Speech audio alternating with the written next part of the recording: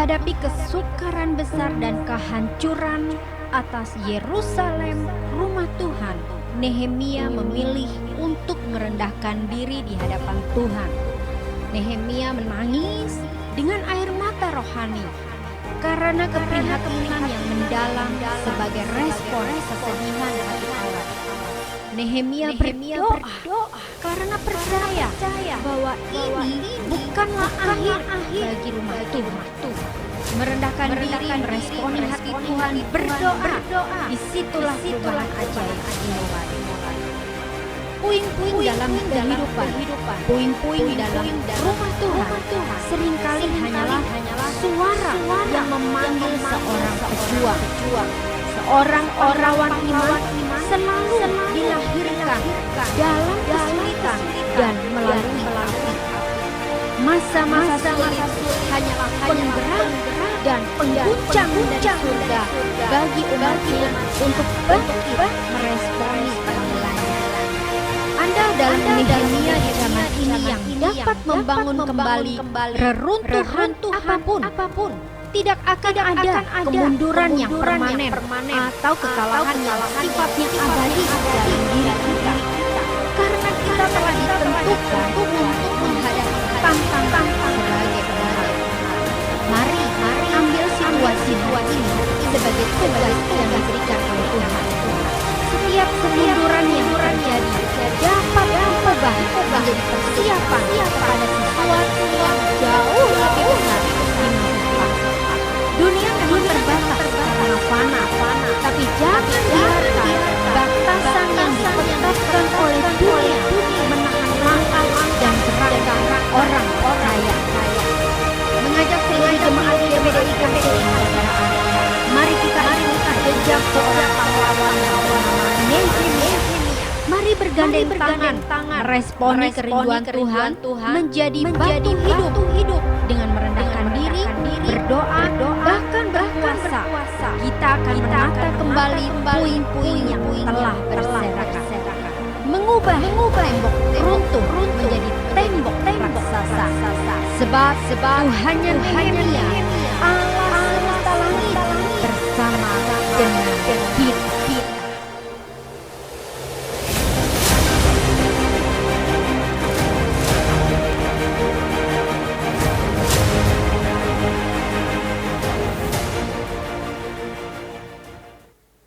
Shalom saudara, apa kabar? Saya berdoa agar kita semua dalam pemeliharaan dan perlindungan Tuhan. Mari siapkan hati kita, izinkan Tuhan berperkara dalam kehidupan kita. Pada kesempatan ini kami juga ingin menyambut Bapak Ibu yang baru pertama kali hadir offline maupun online bersama dengan kami di GPD Kasih Persaudaraan. Kami ingin mengucapkan penuh sukacita, welcome home, selamat datang bergabung dengan kami. Bagi kami, gereja bukan sekedar gedung, tapi sebuah komunitas orang percaya, di mana kita semua terhubung dalam komunitas orang percaya yang disebut sebagai keluarga Allah, sehingga kita bisa bertumbuh, saling mengasihi dan melayani, sehingga wajah Kristus nyata dalam kehidupan ini. Bagaimana caranya untuk bergabung dalam Connect Family? Bagi Anda yang belum dalam komunitas rohani, Anda dapat kami di nomor yang di layar dengan nama Anda, usia Anda, alamat domisili, serta nomor handphone yang aktif. Segera setelah kami menerimanya, kami akan Bapak Ibu lalu hubung secara online di dalam Connect Family. Mudah sekali bukan? Karena itu jangan tunda lagi. Kita bertumbuh bersama di dalam Tuhan melalui komunitas orang percaya ini. Di bulan ini tema kita Destroy the Liar. Kita akan belajar bagaimana mengalahkan si pembual. Pastinya Bapak Ibu penasaran bukan? Oleh karena itu saya mengajak Bapak Ibu saudara untuk mengikuti pengajaran yang disiapkan. Mari siapkan kita untuk diajar dan menjadi serupa dengan Kristus. Selamat beribadah. Tuhan Yesus memberkati.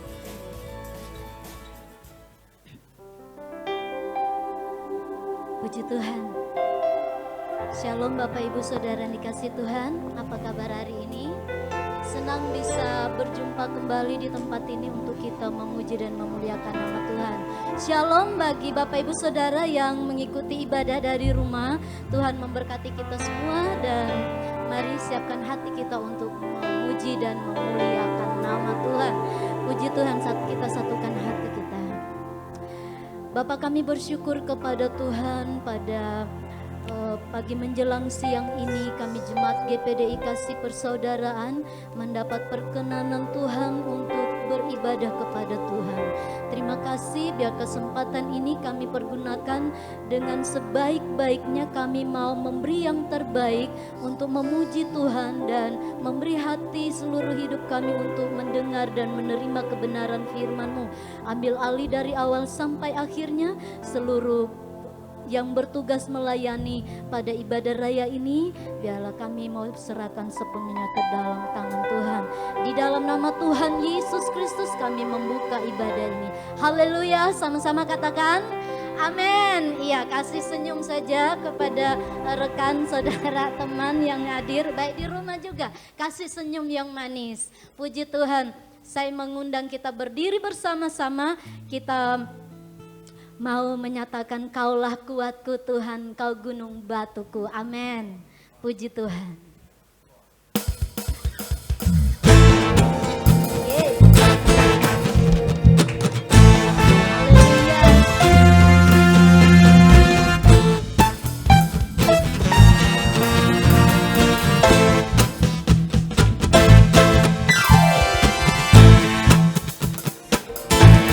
Di depan rintangan menghadang langkahku, jauh sungguh Engkau bersamaku.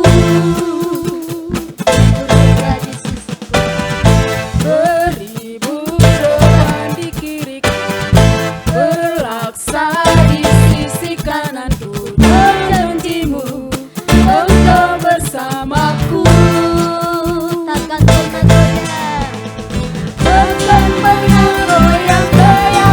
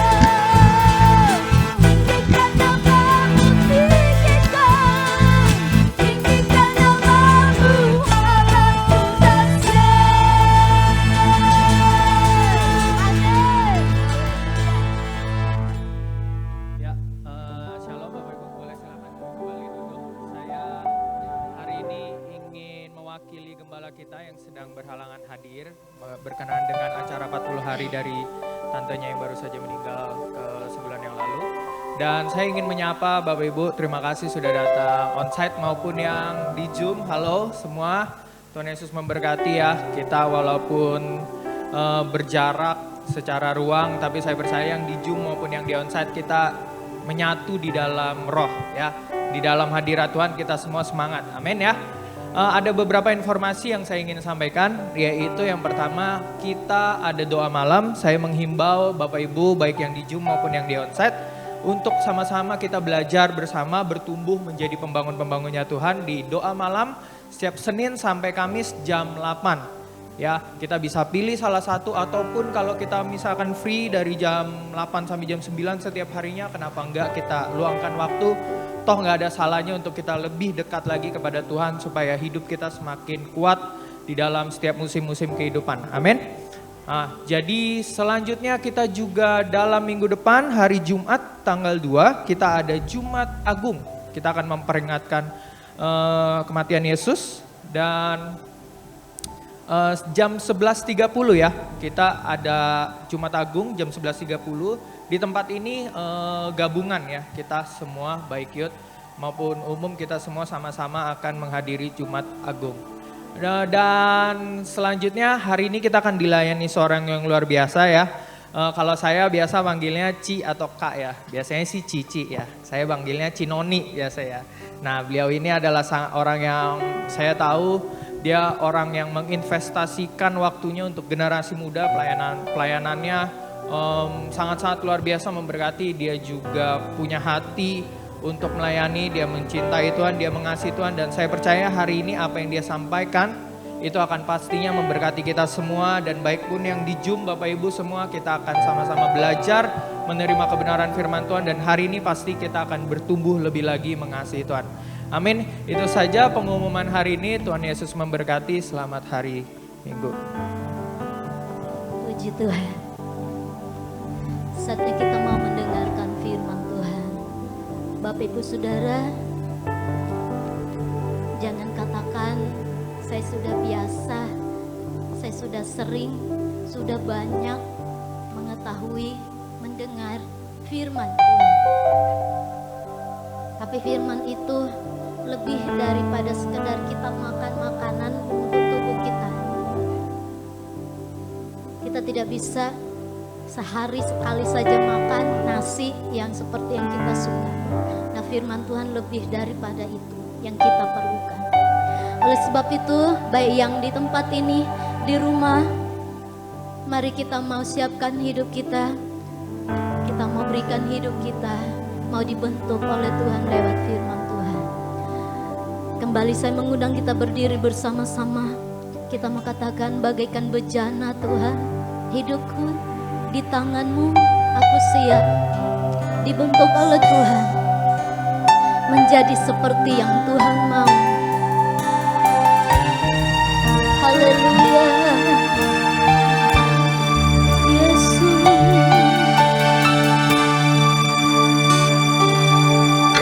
Bagaikan bejana siap dibentuk, demikian hidupku di tangan-Mu, dengan urapan kuasa Roh-Mu. Amin. Ku dibaharui selalu.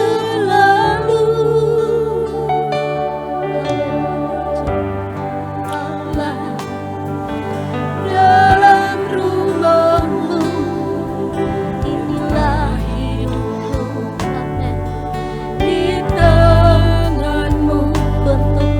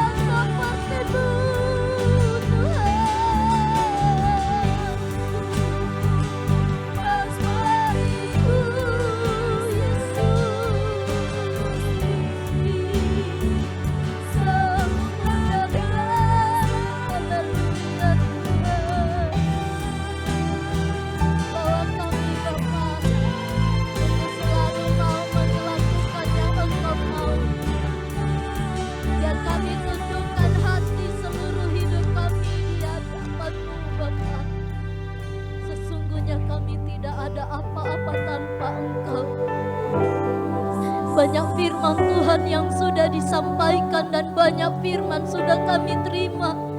Biarlah firman itu tidak berlalu begitu saja. Bukan saja sebagai pengetahuan kami Tuhan, tetapi benar-benar kami mau melakukannya. Bahwa kami adalah garam dan terang dunia. Kami adalah pengaruh-pengaruh yang baik yang Engkau mau. Terima kasih Bapa di surga. Saat ini kami mau serahkan, kami mau dengar firman-Mu. Berbicaralah lewat hamba-Mu Tuhan. Taruhlah perkataan-Mu di mulut hamba-Mu dari awal sampai akhirnya. Roh Kudus bekerja bayang di rumah, bahkan di tempat ini. Mungkin ada orang-orang yang tidak kami kenal bergabung Tuhan di dalam ibadah online ini. Roh Kudus bekerja di dalam nama Tuhan Yesus Kristus, dalam nama Tuhan Yesus Kristus yang mengubahkan hidup kami. Kami mendengar firman Tuhan. Haleluya, haleluya. Sama-sama kita katakan amin. Puji Tuhan. Selamat siang Bapak Ibu, saudara-saudara. Selamat siang yang di rumah, di jalan, dimanapun dan yang ada di tempat ini. Saya bersuka cita bahwa kita semua masih diberikan Tuhan kesehatan, kekuatan sampai dengan siang hari ini, amin. Oke, selama 1 bulan ini di bulan Maret kita sudah belajar soal destroy the liar, yaitu menghancurkan atau membungkam si pembual. Saya akan ringkas sedikit, tapi ya hari ini saya beri judul Same Evil Different Lies. Iblis yang sama, hanya ocehannya yang berbeda. Oke, ini adalah seri terakhir di serangkaian soal membungkam si pembual ini. Oke, iblis yang sama tapi ocehan yang berbeda. Boleh next? Oh, oke, aku udah ada. Nah, jadi kemarin kita sudah belajar dari minggu pertama, Bapak Ibu Saudara, bagian pertama bahwa bualan-bualan iblis, ocehan-ocehan iblis itu berusaha menghancurkan gambar diri kita. Siapa kita, apa kita di mata Tuhan. Seberapa berharganya kita di mata Tuhan. Udah bergumul 1 minggu, udah berjuang, akhirnya belajar dan menang. Lalu kita belajar lagi soal bualan iblis kedua di bagian kedua, yaitu soal masa depan yang penuh ketidakpastian. Soal kemungkinan-kemungkinan yang ada, yang tidak kita lakukan, yang saya lakukan, pasti banyak kemungkinan terburuknya. Banyak bualan-bualan iblis yang terdengar di kuping kita. Kita sudah belajar dan kita sudah menang dengan ketakutan-ketakutan kita untuk yang tidak bisa kita lihat dulu di masa depan.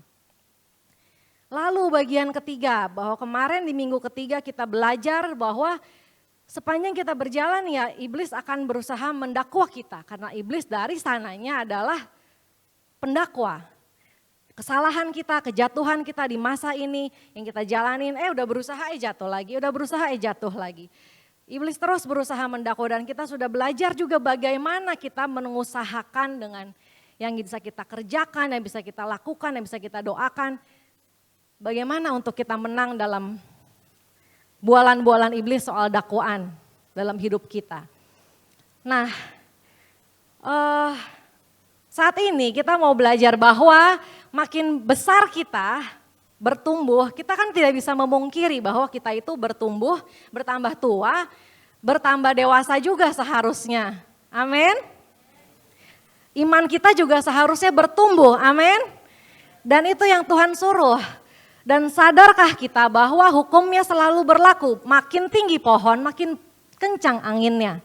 Kalimat di atas, makin tinggi pohon, makin kencang anginnya. Halo, makin tinggi pohon, makin kencang anginnya. Ini saya gambarkan sengaja pohon pinus ya. Bahwa pohon pinus itu biasanya tinggi sekali menjulang sampai ke langit. Nah, pohon keempat mungkin sampai sini. Bahwa makin atas sebenarnya makin kencang anginnya, benar? Pohon ketiga akan lebih kencang anginnya daripada pohon pertama yang pendek ini. Pohon kedua lebih kencang anginnya juga di atas sini daripada di bawah sini. Benar? Kadang kita sebagai orang percaya, Kita yang percaya Tuhan, apalagi yang dari lahir percaya Tuhan. Contohnya saya dari lahir dibawa ke sekolah minggu dari umur 3 tahun. Enggak dari lahir, maksudnya dari kecil. Gitu. Dari kecil sudah dibawa percaya Tuhan. Mungkin kita berharap, atau mungkin saya juga sempat berpikir bahwa ketika saya sudah besar nanti, saya sudah dewasa nanti, tidak terlalu pusing dengerin ocehan iblis. Karena saya udah ada filternya, ocehan iblis nggak usah ada. Bahwa saya hanya bisa mendengar Roh Kudus saja. Apakah itu benar? Mungkin banyak dari kita berpikir bahwa makin kita dewasa rohani, makin kita bertumbuh dan berkembang, saya makin lama makin mengikut Kristus, akan makin jarang dengar ocehan-ocehan iblis. Apakah benar tanda petik ini? Saya pikir makin dewasa rohani, makin lama jadi pengikut Kristus, makin mengenal firman Tuhan sampai tahu dan bosan, makin jarang saya akan dengar ocehan-ocehan iblis.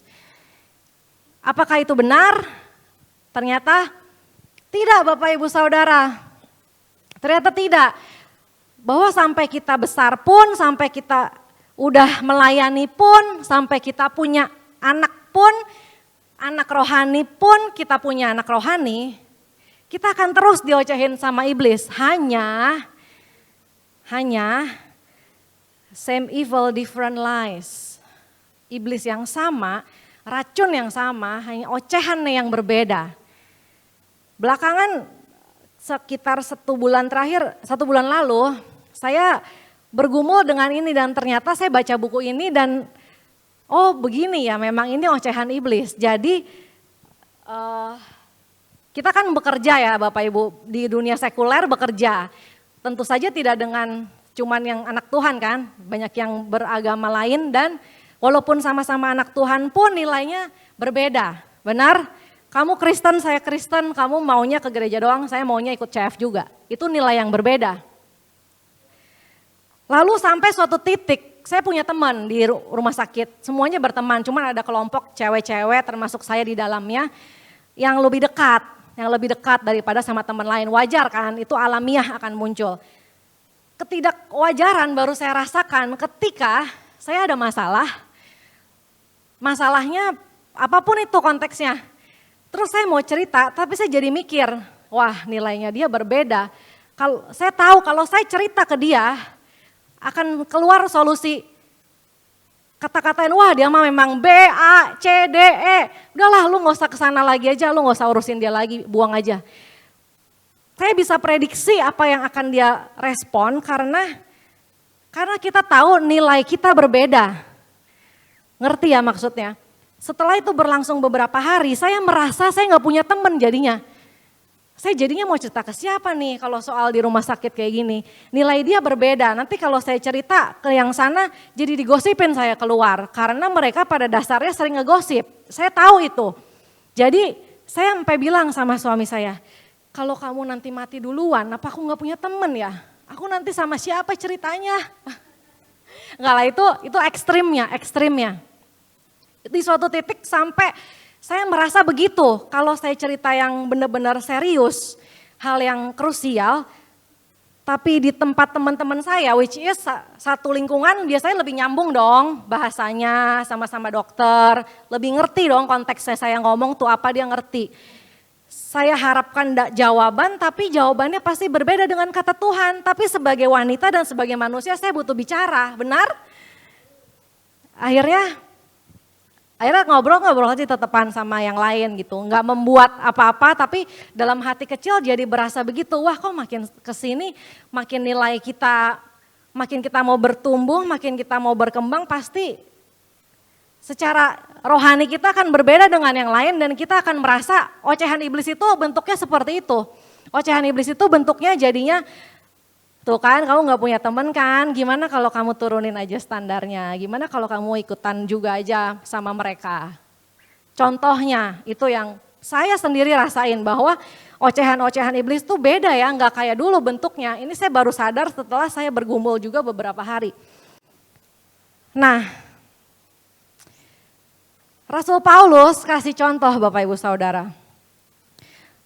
Mungkin di dalam kekristenan banyak dari kita yang sering berpikir yang tadi pertama makin kita dewasa makin bisa kita nggak dengar suara iblis, makin bisa kita filter. Kedua makin sedikit jadinya pergumulannya, kelihatannya itu orang yang bisa melayani, yang udah bisa luar biasa buat Tuhan. Maksudnya misalnya dia bekerja iya, melayani juga iya, melayani kadang sampai ada ke gereja lain atau melayani orang lain yang bukan hubungan apa-apa sama dia, bisa peduli gitu ya, pasti dia mah udah nggak butuh waktu, udah maksudnya sudah cukup dari sisi materi dan sudah punya waktu untuk mengerjakan pelayanannya, untuk mengerjakan ladangnya Tuhan. Mungkin kita berpikir gitu, sampai ada suatu pendeta jemaat yang luar biasa besar di Amerika, dia mengatakan bahwa saya rasa seharusnya semua hamba Tuhan itu disuruh bikin jurnal, tulis sama Tuhan Yesus. Daftar pergumulan hidupnya, daftar ocehan-ocehan iblis yang tiap hari dia dengar gitu. Maksudnya adalah bahwa siapapun sampai setinggi apapun level dia secara rohani di hadapan Tuhan, iblis pasti akan terus berusaha mencecer dia dengan ocehan-ocehan yang berbeda. Oke? Dan Paulus ini menggambarkan suatu paradoks, suatu kejomplangan yang dia rasakan dengan jelas di kitab Korintus. Di 2 Korintus 4 ayat 7. Tetapi harta ini kami punyai dalam bejana tanah liat, supaya nyata bahwa kekuatan yang melimpah-limpah itu berasal dari Allah, bukan dari diri kami. Dalam segala hal kami ditindas namun tidak terjepit. Kami habis akal namun tidak putus asa. Kami dianiaya namun tidak ditinggalkan sendirian. Kami dihempaskan namun tidak binasa. Kami senantiasa membawa kematian Yesus di dalam tubuh kami, supaya kehidupan Yesus juga menjadi nyata di dalam tubuh kami. Ini contoh jurnal yang dimaksud. Mungkin kelihatannya dia kelihatannya bagus semua hidupnya ya. Kelihatannya dia pelayan Tuhan ini benar-benar diberkati. Tapi sebenarnya yang tidak perlu ditampilkan di semua orang adalah seperti yang Paulus bilang. Kami ini merasa sampai dalam segala hal tertindas tapi tidak terjepit. Jadi tetap bisa tersenyum. Mungkin gitu, kami sampai pusing gak tahu cari akalnya dari mana. Tapi kami gak putus asa, jadi kami ketemu solusinya. Kami tuh merasa dianiaya loh, walaupun kamu gak lihat aniayanya. Tapi kami gak ditinggalkan sendirian. Kami dihempaskan namun kami tidak binasa. Kami senantiasa membawa kematian Yesus dalam tubuh kami supaya kehidupan Yesus juga menjadi nyata.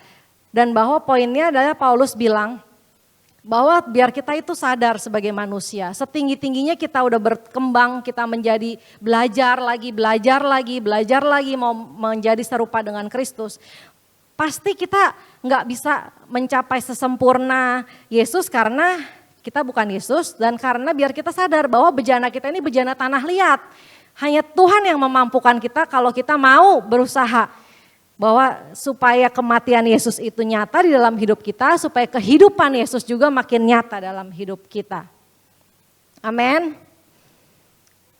Ini ada 2 hal yang saya maksud dengan ocehan-ocehan iblis pada tingkat yang lebih tinggi, pada tingkat yang selanjutnya kalau kita sudah menang bagian gambar diri, kita bisa aja diserang dari bagian yang lain. Dari masa depan jadi takut, dari masa saat ini jadi dakwaan, ataupun dari hal lain. Contohnya yang tidak terlihat dari sisi keuangan ya.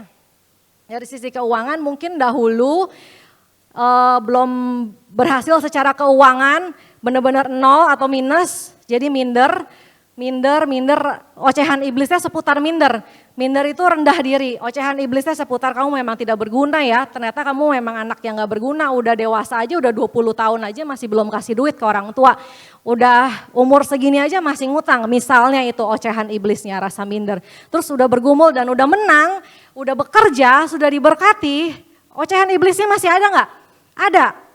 Jadi apa? Aduh perpuluhannya aja sekarang 1 juta, sayang ya 1 juta ditaruh di saham jadi berapa? Perpuluhan saya nanti 10 juta, saya mau kasih ke saham bisa jadi 100 juta daripada saya kasih ke gereja. Ini contoh perkembangan ocehan iblis. Yang berikutnya adalah jadi sombong. Jadi kalau saya sudah bisa berusaha sampai sejauh ini, saya sudah diberkati, saya sudah menang di keuangan, ya udahlah. Yang lainnya saya nggak usah tolongin, toh saya juga dulu berjuang sendiri loh. Nggak ada yang tolongin saya, ngapain saya memberi sama yang lain. Itu ocehan iblisnya dalam bentuk kesombongan. Contoh berikutnya dalam kehidupan sosial. Kehidupan sosial dulu pertama kalinya cinta Tuhan, pertama kalinya bertobat, strict banget. Strict itu tegas, batas-batasnya tegas. Strict itu benar-benar nggak mau kompromi sama dosa. Saya benar-benar nggak mau berteman sama teman yang begini, nggak mau terlalu dekat gitu misalnya. Saya nggak mau jalan-jalan atau nggak mau bergaul terlalu akrab, ngobrol terlalu dekat dengan orang yang seperti ini karena menjaga integritas. Namun setelah sekarang 20 tahun jadi orang Kristen, udah melayani kok kayaknya gue harus mengembangkan sayap gue. Harus mengembangkan sayap nih kayaknya, supaya hidup sosial gue lebih berkembang, nggak itu terus temennya, nggak dia lagi, ini lagi si pelayan ini lagi, pelayan itu lagi, kayaknya kurang pergaulan deh. Berusaha mencari komunitas baru. Dengan ocehan iblis yang di belakangnya itu mirip kayak yang tadi saya mulai rasakan. Kok saya ngerasa gak punya temen ya kalau saya punya standar setinggi ini. Apa saya turunin aja lah standarnya gitu. Oke, bagian ketiga soal pekerjaan maupun pelayanan. Misalnya untuk sebuah pekerjaan baru atau pelayanan baru, seseorang akan merasa tertantang pada saat pertama bahwa saya harus belajar soal ini. Waktu mau kerja pasti dia akan ada masa orientasi. Di orientasi itu pasti dia akan semangat banget belajarnya. Berusaha, berdoa, kasih waktu buat belajar, tanya senior, tanya sama yang udah lama kerja di situ. Terus sudah jadi pekerja tetap, naik 1 tahun, 2 tahun. Pekerjaannya betah, pelayanannya udah bagus, begitu juga di pelayanan ya. Jadi yang dirasakan apa? Udahlah gue percuma bekerja terlalu keras. Toh atasan gue gak melihat gue nih, gue gak dianggap juga. Toh bosnya juga gak memberikan pujian, boro-boro kenaikan gaji atau bonus. Pujian aja enggak, buat apa gue kerja susah payah.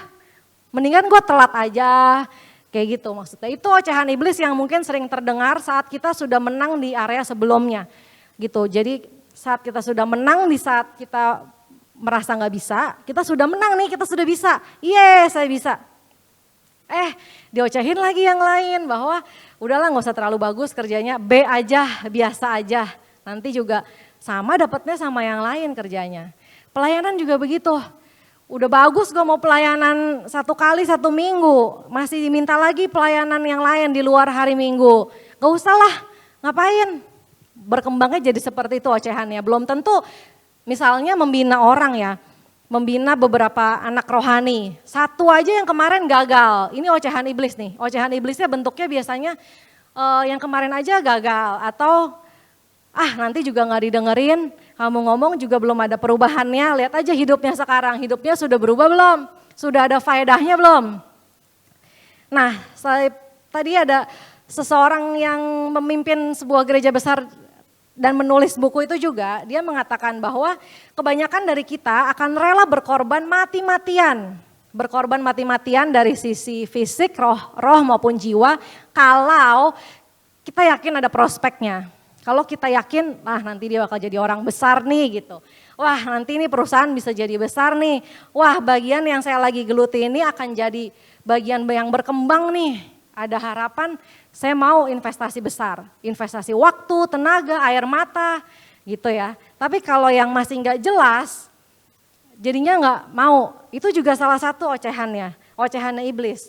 Jadi saat kita mau melayani, kita bisa pikir-pikir dulu, kira-kira bagian ini ada yang bagus nggak prospeknya gitu.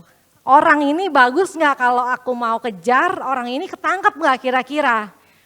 Gitu loh. Bapak Ibu Saudara, ocehan iblis bisa berkembang menjadi sebegitunya. Nah itu tadi hal yang ada di pikiran sebenarnya, yang tadi saya bilang ini hal yang tidak terlihat. Itu di belakang semua orang, hanya hati kita, pikiran kita sama Tuhan yang tahu.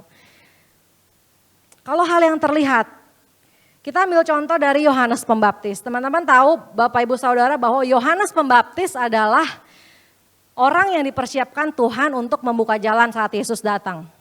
Yohanes Pembaptis bilang, ada sebuah cerita, Matius ceritakan di Matius 11. Di dalam penjara, Yohanes Pembaptisnya di penjara. Yohanes Pembaptis mendengar tentang pekerjaan Kristus. Lalu menyuruh murid-muridnya bertanya kepada Yesus, "Engkaukah yang akan datang itu, atau haruskah kami menantikan orang lain?" Yesus menjawab mereka itu orang-orang yang dikirim sama Yohanes Pembaptis. Yesus jawabin, "Pergilah dan katakan kepada Yohanes, apa yang kamu dengar, apa yang kamu lihat, orang buta melihat, orang lumpuh berjalan, orang kusta tahir, orang tuli mendengar, orang mati dibangkitkan, dan kepada orang miskin diberitakan kabar baik." Nah, kalau konteksnya di sini Bapak Ibu Saudara, dulu kan nggak ada handphone ya. Kalau sekarang mungkin Yesus lagi berkhotbah, Yesus lagi itu bisa di IG live, bisa di WhatsApp status, bisa difotoin. Ini Yesus loh, ini Yesus loh, ini Yesus loh. Dulu harus kirim murid. Yohanes panggil murid-murid Yohanes buat nggak tahu sih, dia nggak bilang surat atau lisan, tertulis atau tidak tertulis. Tapi yang jelas dia pakai perantara muridnya Yohanes suruh pergi ke Yesus. Nah, di sini Yohanes mulai sebenarnya dia nggak tulis sih, cuman kalau kita pikirkan saja ya. Yohanes Pembaptis itu niatnya menyiapkan jalan bagi Tuhan. Dia sudah berperang melawan orang Farisi, orang ahli Taurat, dan kekaisaran saat itu sampai dia di penjara. Sampai ekstrim dia membela Yesus. Tapi Yesus tidak menyelamatkan dia. Dia tetap di penjara dan bahkan endingnya dia tetap mati di penjara. Jadi waktu di dalam penjara pasti dia desperate ya, pasti dia hilang pengharapan, pasti dia kecewa dalam hatinya walaupun gak ditulis di Alkitab. Kok yang saya lihat malah penjara, Yesusnya gak belain saya, Yesusnya sibuk di luar. Katanya itu Yesus, jadi itu Yesus apa bukan? Kalau itu Yesus tinggal keluarin saya dari penjara. Itu kira-kira yang Yohanes Pembaptis alami, tapi ditulisnya, dia tulis suruh murid-muridnya tanya ke Yesus, "Engkaukah itu? Ataukah harus saya tunggu orang lain?" Nah, yang menarik, kemudian Tuhan jawab kan, nah jawaban Tuhan ya itu kayak gitu. Jawaban Tuhan kan bukan ya dan tidak, jawaban Tuhan ya sudah, kamu bilang aja sama Yohanes, lihat nih yang Tuhan udah dilakukan, mujizat-mujizatnya. Disuruh Yohanes pikir sendiri. Benar jawaban Yesus kayak gitu kan, biasa aja, jawaban Yesus tuh biasa aja. Terus ayat ke-7, setelah murid-murid Yohanes pergi, jadi murid-murid Yohanes udah pergi ke penjara, mau ngasih tahu jawaban Yesus ke Yohanes. Terus Yesusnya ngomongin Yohanes sama murid-muridnya. Kebayang ya konteksnya. Murid-muridnya Yohanes sudah balik ke penjara, mau kasih tahu Yohanes. Yesusnya ngomongin Yohanes Pembaptis ke murid-murid Yesus. Dia bilang apa? Setelah murid-murid Yohanes pergi, mulailah Yesus berbicara kepada orang banyak itu tentang Yohanes. Ini ada banyak ayatnya, ini aku potong ke sini. Benar, dan aku berkata kepadamu, bahkan lebih daripada nabi. Karena tentang dia ada tertulis, lihatlah aku menyuruh utusanku mendahului engkau. Ia akan mempersiapkan jalanmu di hadapanmu. Aku berkata kepadamu, sesungguhnya di antara mereka yang dilahirkan oleh perempuan, tidak pernah tampil seorang yang lebih besar daripada Yohanes Pembaptis. Namun yang terkecil dari kerajaan sorga lebih besar dari dia. Yang saya warnain ungu, kalau Bapak Ibu Saudara lihat, itu sebenarnya adalah pujian, pengagungan dari Yesus buat Yohanes Pembaptis.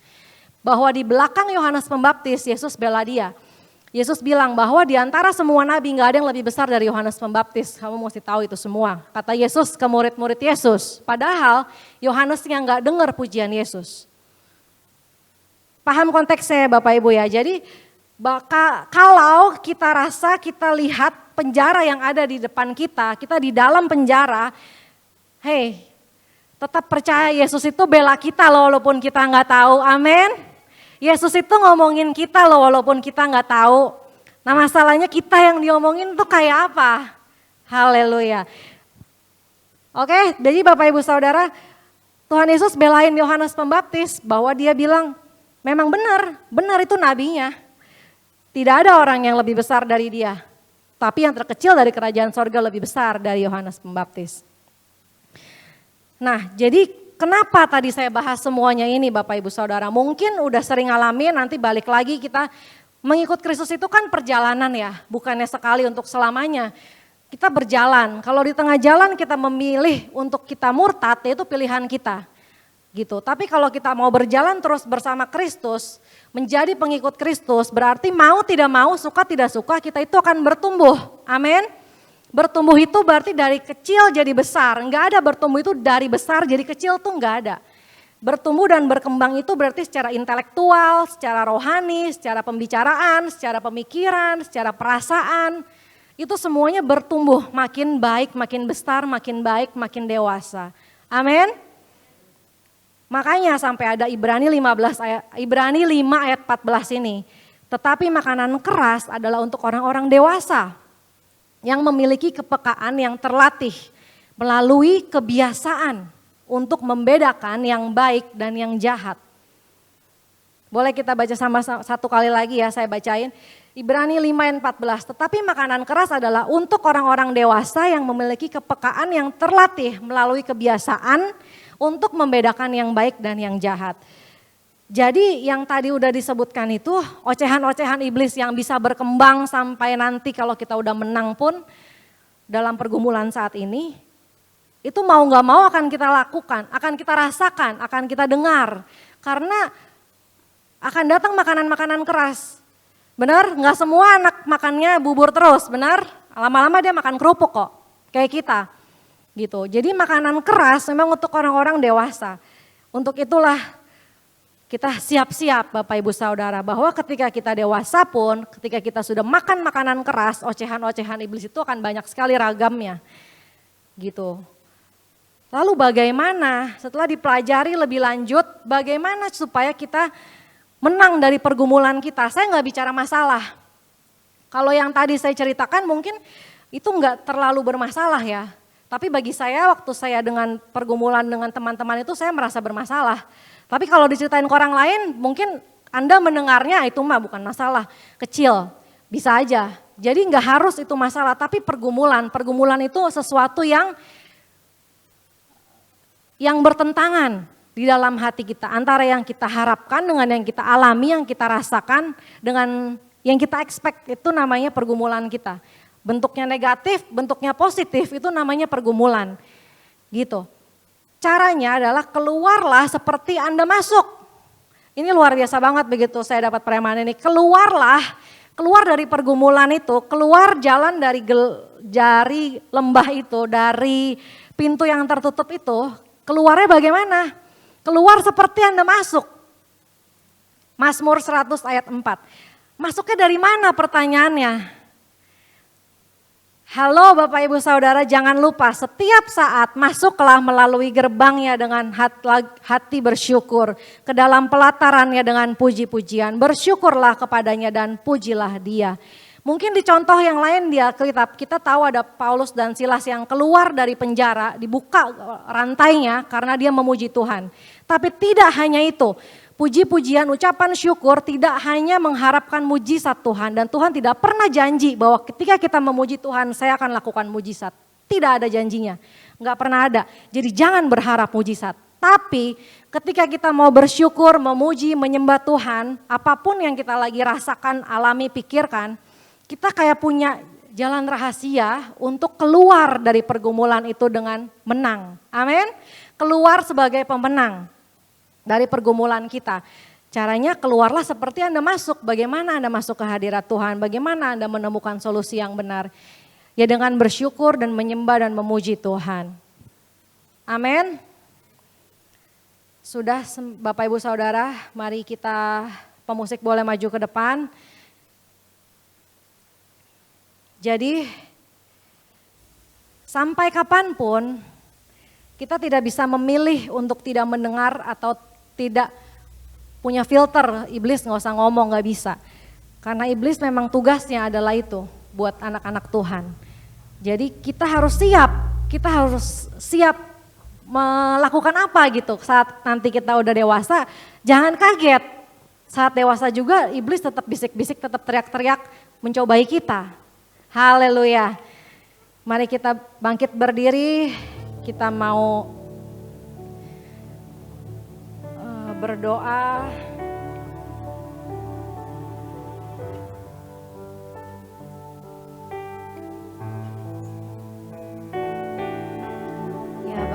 kami datang padamu Tuhan. Yes Tuhan.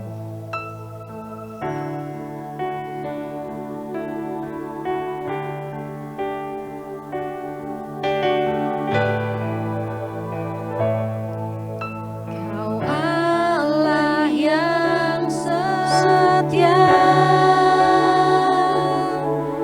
Bapa yang mulia, kasih-Mu besar Tuhan. Kau pulihkan hidupku, Kaulah harapanku,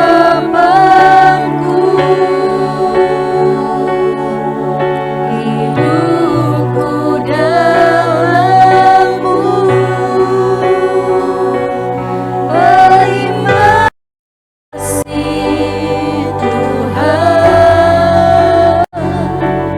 Kau selamatkan hidupku. Dengan apa kan ku balas segala kebaikan-Mu?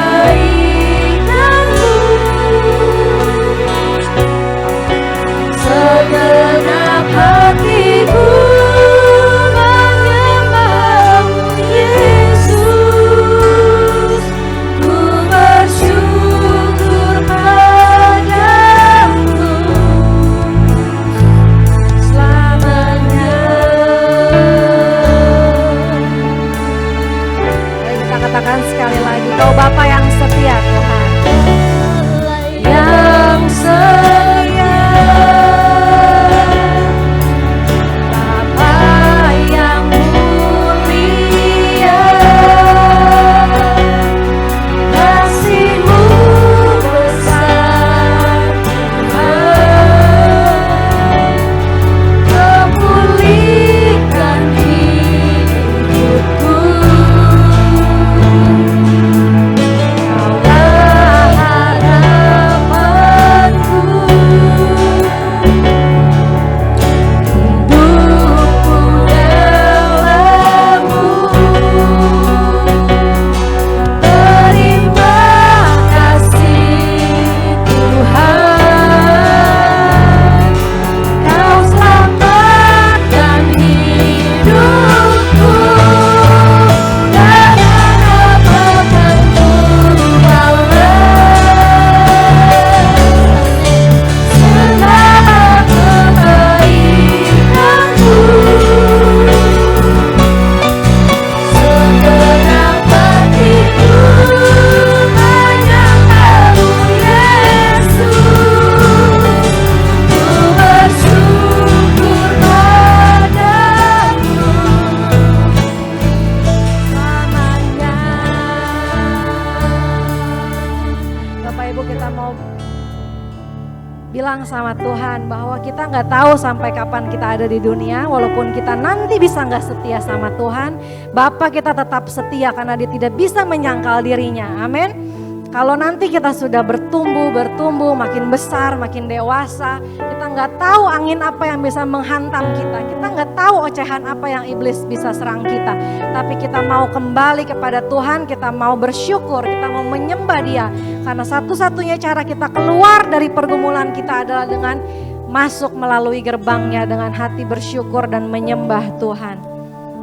Mari kita nyanyikan pujian ini lagi, Kau Allah yang setia.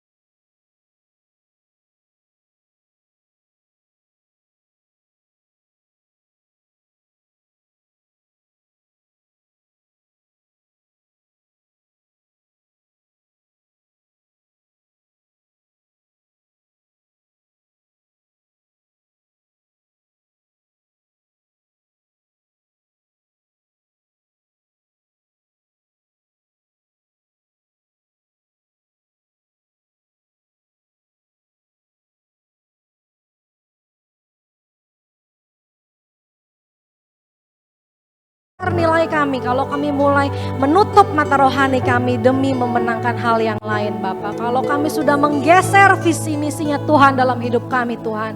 Begitu kami dewasa di dalam Engkau, kami merasa kami lebih pintar dari Engkau. Ampuni doa Tuhan di dalam nama Yesus Tuhan, biar ada roh Allah yang terus menerus makin kuat berbicara, makin besar mendominasi hidup kami, makin kuat suaranya dalam hidup kami Tuhan. Sehingga ketika kami tumbuh tinggi, tumbuh besar, tumbuh dewasa Tuhan, sekencang apapun ocehan iblis, kami bisa bungkam si iblis Tuhan dengan nama Tuhan Yesus. Kami bisa membungkam kuasa si iblis Bapa dengan nyanyian syukur kami. Apapun yang akan kami alami Tuhan di depan nanti Tuhan, kami percaya Tuhan, Kau yang tetap bela kami di belakang kami Tuhan. Kami gak lihat Bapak, tapi kami tahu Engkau yang bela kami di belakang kami Tuhan. Kami tetap mau bersyukur Tuhan, kami mau menyembah-Mu, kami mau tetap masuk dengan puji-pujian dan ucapan syukur hanya kepadamu Tuhan. Di dalam nama Yesus Tuhan, di dalam nama Yesus kami sudah berdoa. Haleluya, amin. Tuhan Yesus memberkati. Bapak Ibu silakan duduk.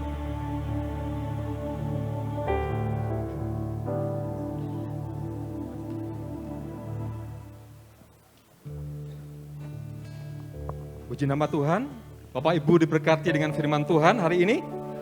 Puji nama Tuhan, Tuhan Yesus memberkati kita semua. Dan sebelum kita akan berpisah, saya undang sekali lagi Bapak Ibu sama-sama bangkit berdiri. Nyanyikan pujian ini, refnya saja ya. Dengan apakah ku balas segala kebaikanmu, segenap hatiku menyembahmu Yesus, ku bersyukur padamu.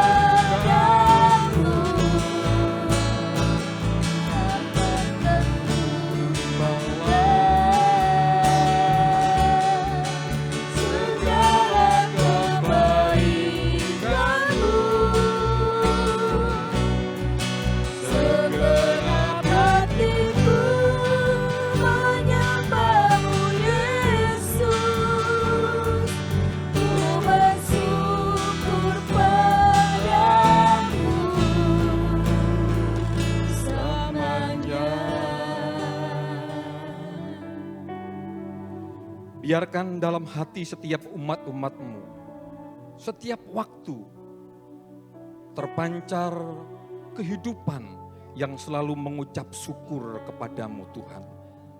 Karena kami tahu pasti hari demi hari yang kami lewati, di tengah-tengah tantangan, di tengah-tengah pergumulan, bahkan di tengah-tengah kami menghadapi lembah kekelaman sekalipun, Engkau Allah Immanuel, Allah yang tidak pernah meninggalkan kami. Engkau hadir di dalam hidup kami, memberikan ketenangan, memberikan kekuatan, bahkan Engkau hadir memberikan kemenangan yang gilang gemilang atas setiap hidup kami. Itu sebabnya Tuhan, ajar kami supaya kami tetap mendekat kepadamu, supaya kami terus bergantung sepenuhnya kepadamu.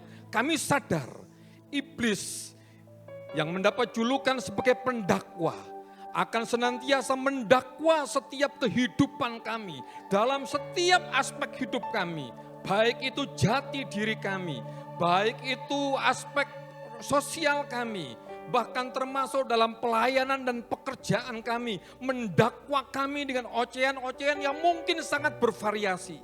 Tapi kami tetap percaya Tuhan, hidup kami tidak digantung oleh apa kata orang, kehidupan kami tidak digantung oleh kata-kata sia-sia yang keluar dari mulut sang pendakwa. Tapi hidup kami tergantung dari setiap apa yang keluar dari mulut-Mu Tuhan. Itu sebabnya kami rindu setiap umat-umat-Mu hari lepas hari selalu bergantung sepenuhnya kepada kebenaran-Mu. Mereka mencari kebenaran-Mu, karena itulah hakikat dari kekuatan kami setiap orang-orang yang percaya kepadamu. Terima kasih Tuhan, Terima kasih. Kami bersyukur buat hari ini, buat umat-umat-Mu yang sudah hadir di tempat ini, maupun mereka yang mengikuti ibadah melalui online. Kami yakin dan percaya Engkau siap untuk memberkati kami, Engkau siap untuk memulihkan kami, dan Engkau siap untuk memberikan damai sejahtera kepada kami semua. Kami berdoa buat hamba-Mu, Maria Leoni yang sudah menyampaikan firman-Mu bagi kami semua. Berkati Tuhan, Engkau pakai hidupnya lebih hari lebih heran lagi, dan Tuhan pakai untuk menyingkapkan kebenaran-kebenaran firman-Mu di masa mudanya. Engkau memberkati pelayanannya, memberkati pekerjaannya, dan memberkati keluarganya. Terima kasih, kami puji Engkau, kami muliakan nama-Mu. Kami juga berdoa buat setiap umat-umat Tuhan, baik mereka yang bekerja, yang kuliah, yang sekolah, bahkan mereka yang ada di rumah, untuk aktivitas hari-hari dalam keluarga, apapun yang diusahakan oleh setiap umat-umat-Mu, Engkau memberkati dengan sukacita dan damai sejahtera dari Tuhan Yesus. Terima kasih Bapa. Terima kasih. Mari kita angkat tangan kita sama-sama. Saudara-saudaraku yang dikasihi oleh Tuhan, marilah kita pulang siang hari ini membawa berkat daripada Allah Bapa, kasih dan sayang daripada Allah Sang Putra Tuhan Yesus Kristus, dan Allah Roh Kudus yang selalu memberikan penghiburan yang kekal dalam hidup kita. Di dalam nama Tuhan Yesus Kristus. Yang percaya katakan, amin. Dengan apakan ku balas segala kebaikan-Mu,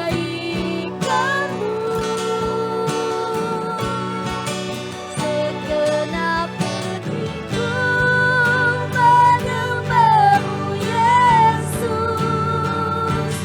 Ku bersyukur padamu, dengan apakan ku balas segala kebaikan-Mu. Segenap hatiku menyembah-Mu Yesus. Ku bersyukur padamu selamanya.